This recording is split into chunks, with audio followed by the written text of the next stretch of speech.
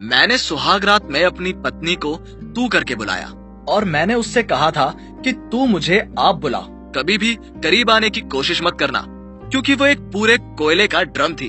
उसका रंग काला था। मैं लिविंग रूम में आया और बिस्तर पर देखा जैसे कोई काला कुत्ता लाल घूंघट के साथ बैठा हो, होठों पर लाल लिपस्टिक, माथे पर एक भद्दी सी बिंदी। अरे भाई, क्या बदसूरत पोशाक है। लाल और काले रंग में क्या गंदा पहनावा है। जैसे ही मैंने लाइट बंद की, मुझे एहसास हुआ कि मैं बिस्तर पर एक अंधेरे के साथ लेटा हुआ हूँ। उस रात सेक्स की जिम्मेदारी पूरी कर दी गई थी। फिर मैंने उसे बिस्तर से बाहर निकाल दिया।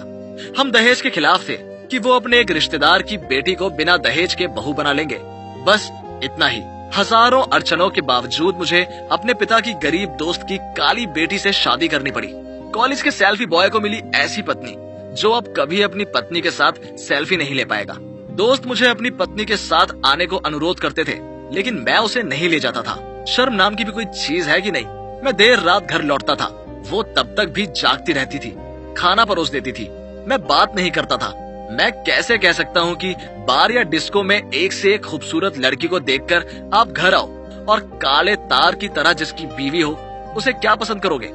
मैंने उससे कभी नहीं पूछा कि उसे क्या चाहिए।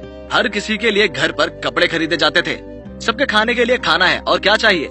ऐसे ही कुछ महीने बीत गए। उस दिन एक दोस्त ने अपनी प्रेमिका को उपहार में देने के लिए कुछ खरीदा। मुझे इसे पहुंचाना था उसके घर। काफी रात को मैं उपहार का डब्बा लेकर घर आया तो मैंने देखा कि वो सोफे पर सो रही थी। मैंने सोचा खाना खा भी लिया होगा या नहीं। जब तक मैं नहीं आता तब तक मैंने उसे कभी खाते नहीं देखा। मैं सोने गया, लेकिन मन मंथन कर रहा था। मैंने उसे कहा कि खाओ और फिर सो जाओ। अगली सुबह मुझे उपहार का डब्बा मिला कि उसमें पड़ी चीज अब सलामत नहीं है। उसने उस डब्बे को खोला और उसके अंदर पड़ी चीज को प्रयोग करने लगी। उसका खुश चेहरा देखकर मैंने कुछ नहीं कहा। अब काली है तो क्या हुआ, श्रृंगार करने का अधिकार नहीं है क्या। मैं उस दिन खुद पर हंसा था। फिर मैंने उपहार को नए सिरे से सजाया और उस लड़की को दिया। फिर एक दिन जब उसे उल्टी हुई तो मुझे एहसास हुआ कि वो माँ बनने वाली है।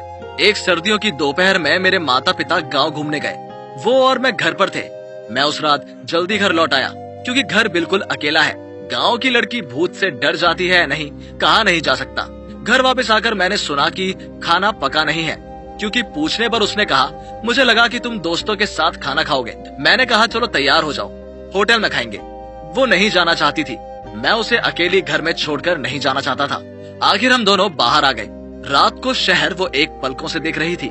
मैंने कहा हाथ थाम लो, नहीं तो फिर भीड़ में खो जाओगी। वो उस दिन मेरे साथ पहली बार बाहर निकली थी। पहली बार मेरा हाथ पकड़ कर निकली थी। मैंने भी बुरा नहीं माना। मैंने उसकी उंगली भी पकड़ रखी थी ताकि वो खो ना जाए। तुम मुझे होटल में आप मत कहना, तुम करके बात करना, ठीक है। उसने अपना सर हिलाया, लेकिन उन्होंने मुझे होटल में डिनर के दौरान एक बार भी बात नहीं की। इसके विपरीत मैंने कहा तुम और खाओगी। फिर अगले दिन मैं उसके साथ कॉस्मेटिक्स खरीदने बाजार गया। उस दिन कई दोस्तों ने देखा, लेकिन सभी को लगा कि ये मेरी बीवी है और सम्मान पूर्वक उससे सब बात की। सब उसे 3 दिन बाद लॉन्च पर आने को कह रहे थे। 3 दिन बाद मैं उसे बाइक पर ले गया। ये उनके जीवन का पहला लॉन्ग ड्राइव था और मैं पहला ड्राइवर। और ये मेरी पत्नी के साथ पहली बार था। जीवन में पहली बार मैंने आज भगवान के दरबार में हाथ जोड़ा। भगवान से कहा कि वो स्वस्थ रहे, क्योंकि आज वो माँ बनेगी, मैं एक पिता बनूंगा। पता नहीं मैं आज इतना क्यों रो रहा था। मैं बार बार अस्पताल में उनके पास दौड़ रहा था। हर बार उसने मेरा हाथ पकड़कर कहा बहुत डर लग रहा है। हर बार मैंने कहा कि डरो मत, मैं यही हूँ। उस दिन उसने किसी को नहीं खोजा, उसने बस मुझे खोजा। उसने बार बार मुझे अपने साथ रहने के लिए कहा और मैंने बार बार उसे दरवाजे के पर्दे के अंतराल से देखा। उसे सीजर के लिए ले जाया गया। मेरा बच्चा मुझे मिला, लेकिन मुझे वो नहीं मिली। मैं उस दिन उसके शरीर को थामकर बहुत रोया, मानो उसका दिल धड़क रहा था। मैं आज भी उसकी फोटो देखकर रोता हूँ, चिल्लाता हूँ वापस आओ तुम मेरे पास। तुमसे बात करने के लिए, बस एक रात के लिए मुझे तुम्हारा साथ चाहिए। तुम्हारे साथ एक सेल्फी लेनी थी। मुझे पता है कि मैं उसे प्यार नहीं दे सका, लेकिन आज मैं समझ गया कि छाती के बाएं हिस्से में अभी भी दर्द क्यों होता है। हम लड़के मन को देखना पसंद करते हैं, चाहे कुछ भी हो। ये शब्द पूरी तरह से झूठ है। ये बस अपने प्रिय व्यक्ति के मन रखने के लिए कहते हैं। मोटे तौर पर 5% लड़के मन को देखना पसंद करते हैं, लेकिन बाकी 95% बस रूप देखते हैं। जब हम किसी खूबसूरत लड़की को देखते हैं तो हमारी दिलचस्पी तेजी से बढ़ जाती है।